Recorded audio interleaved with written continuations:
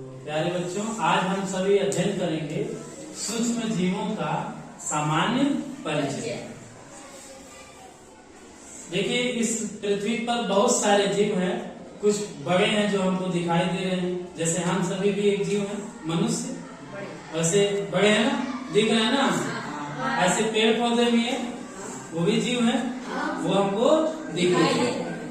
फिर उससे कुछ छोटे जीव भी होते हैं, जैसे छिपकली दिखाई देती है, मकड़ी दिखाई देती है, मक्खी दिखाई देती है। लेकिन उससे भी छोटा फिर मच्छर, वो भी दिखाई देता है। लेकिन कुछ ऐसे जीव होते हैं जो हमें अपनी आंखों से दिखाई नहीं देते। बरसात के मौसम में आपने देखा होगा किसी कागज पर या कोई ब्रेड या रोटी का टुकड़ा है तो उस पर एक काले काले धब्बे बन जाते हैं। उसमें भी सूक्ष्म जीव होते हैं जो हमें अपनी आंखों से दिखाई नहीं देते हैं। और ऐसी चीजों को, ऐसे जीवों को देखने के लिए हम किसका प्रयोग करते हैं? किसका प्रयोग करते हैं? सूक्ष्मदर्शी।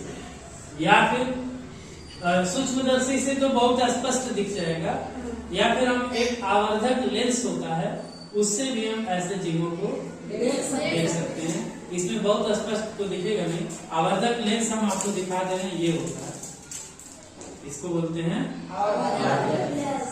इसमें आप जैसे मान लो ये जो लिखा है ना, इसको देखोगे तो ये ऐसे बड़ा हल्का सा दिखाई देगा।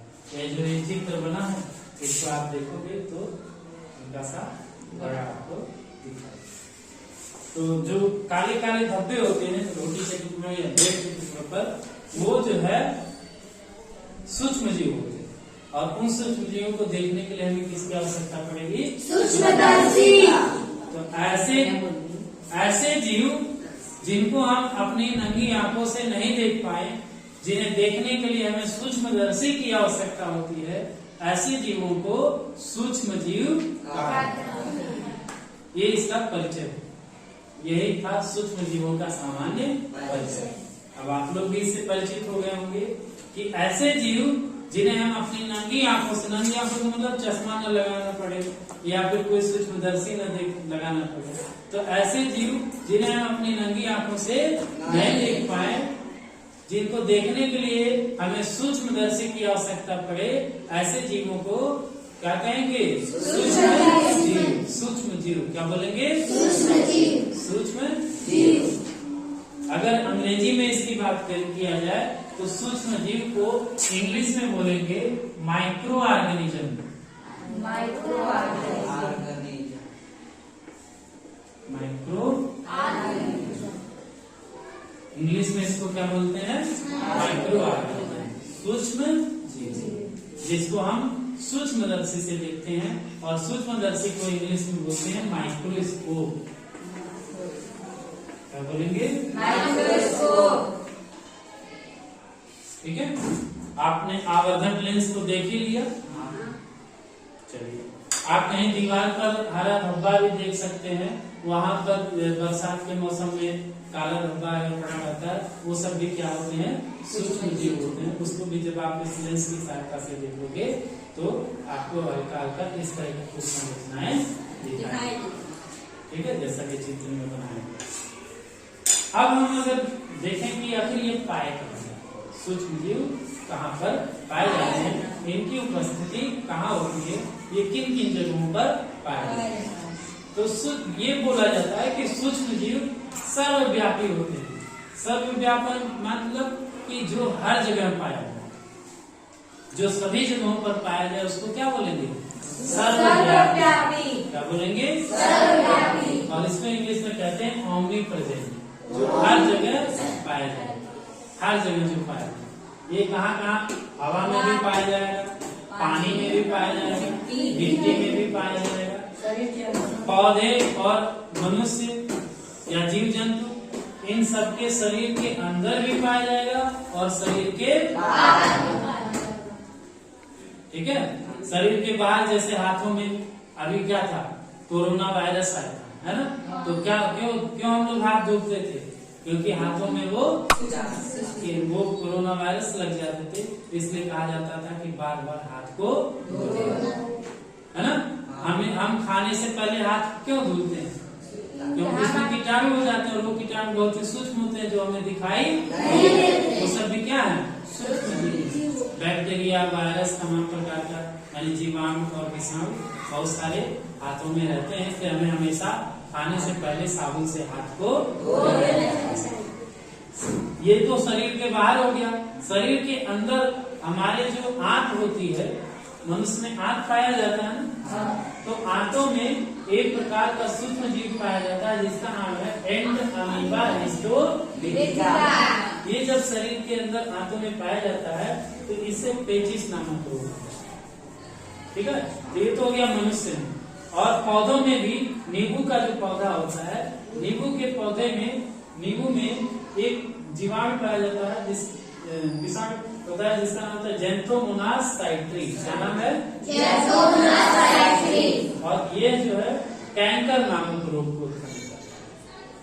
कौन सा रोग? कैंकर। नींबू में आप देखोगे कि नींबू में भी धब्बा काला काला दिखता है, ठीक है, या दाग टाइप का होता है। तो उस तरह का नींबू नहीं हमें लेना चाहिए, क्योंकि वो कैंकर नामक रोग होता है उसमें। ठीक है, और ये किसकी वजह से होता है? जेंथोमोनास साइट्री। ये एक प्रकार का सूक्ष्म जीव।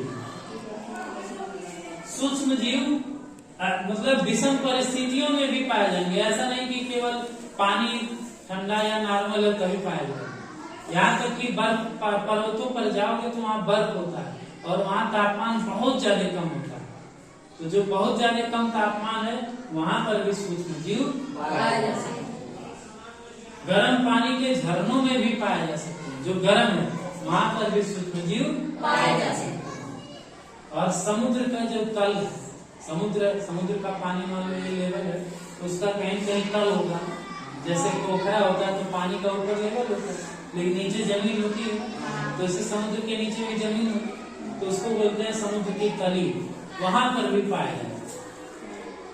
दलदल होगा वहां पर भी पाया जाए। तो आपने देखा कि सूक्ष्म जीव सभी जगहों पर पाए जाते हैं, इसलिए इनको क्या कहा गया कि ये सर्वव्यापी है, ऑमनी प्रेजेंट है, यानी कि हर जगह पाए जाने वाले हैं। सूक्ष्म जीव हर जगह पाए जाते हैं। अब हम अगर बात करेंगे सूक्ष्म जीव होता कैसा है, किस प्रकार का होता है, कैसा उनका आकार होता है, ठीक है। तो कुछ सूक्ष्म जीव गोल होंगे, कुछ सूक्ष्म जीव जो है राड के आकार, छड़ के आकार के होंगे, कुछ सूक्ष्म जीव काने के आकार के होंगे, कुछ सर्प के जैसे होंगे, ठीक है, कुछ इस तरह मतलब अनियमित आकृति के होंगे। तो इनकी आकृति आकार जो है कई प्रकार के आकार के सूक्ष्म जीव पाए जाते हैं। अगर हम इनके वर्गीकरण की बात करें कि सूक्ष्म जीवों को कितने वर्ग में बांटा गया है, तो सूक्ष्म जीव 5 वर्गों में बांटा गया। कौन कौन से? पहला जीवाणु, दूसरा तीसरा चौथा और पांचवा क्या है? अब देखो जीवाणु को इंग्लिश में क्या बोलते हैं? बैक्टीरिया। विषाणु को इंग्लिश में क्या बोलेंगे? वायरस। प्रोटोजोआ, कवक को इंग्लिश में क्या बोलेंगे? फंगस। और शैवाल को इंग्लिश में क्या बोलेंगे? ठीक है, ये इतने प्रकार के सूक्ष्म जीव पाए जाएंगे। आप इनका चित्र इसमें देख सकते हो, ये जीवाणु का चित्र है और ये विषाणु, ठीक है। विषाणु तंबाकू जो होता है ना, तंबाकू उसमें पाया जाता है और ये कैंसर नामक रोग उत्पन्न करता है। तंबाकू खाने से किस प्रकार का रोग? प्रोटोजोआ है, ये जो एंटामीबा हिस्टोलिटिका है ना, ये एक प्रकार का प्रोटोजोआ है, ये एक कोष की होते हैं। शैवाल है और ये कवक, इनकी आकृति इस तरह की होती है। तो इतने प्रकार के आपने सूक्ष्म जीव आज आपने पढ़ा। आज आपको केवल एक सामान्य परिचय बताया गया और इनका वर्गीकरण बताया गया, कितने प्रकार के वर्ग में इनको रखा गया है। फिर एक एक करके आपको इसका अलग से वर्णन किया जाएगा अगली कक्षा में। आपने देखा कि दो एक उदाहरण भी बताया गया, जैसे एंट अमीबा हिस्टोलिथ का एक सूक्ष्म जीव है जिससे पेचिस नामक रोग होता है, और जेंथोमोनास साइक्ली नामक सूक्ष्म जीव से नींबू में कैंकर नामक रोग होता है। आपने देखा कि सूक्ष्म जीव हर जगह पाए जाते हैं, इसलिए इसको सर्वव्यापी कहते हैं। और सूक्ष्म जीव क्यों कहते हैं इसको? क्योंकि ये हमें सूक्ष्मदर्शी से दिखाई देता, हमारी नंगी आंखों से दिखाई नहीं देता। ये था आज के लिए इतना ही, और बाकी हम लोग फिर अगले दिन पढ़ेंगे। हम कोई बच्चा बता सकता है कि सूक्ष्म जीव किसे कहते हैं?